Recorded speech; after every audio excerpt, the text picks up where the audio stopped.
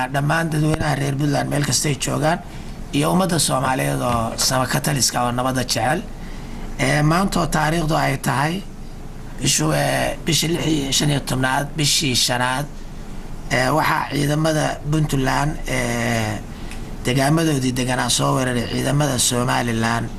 oo gardarro mar walba ku soo weeraray dhulka Puntland iyo ciidamada Puntland halka dagaalkaas saaka 12kii ayay soo weerareen kabacdina ciidamada Somaliland waa la jabiyay dib baa loo jabiyay dib baa loo riixay dagaalkiina hadda wali waa socdaa wixii waxa ka dheer oo faahfaahinana dib baan ka soo sheegi doonaa laakiin waxaan u sheegaynaa ummadda Soomaaliyeed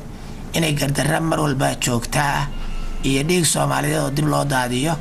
ay ka shaqeynayso xukuumadda hadda Muuse Bixi oo gaabinayo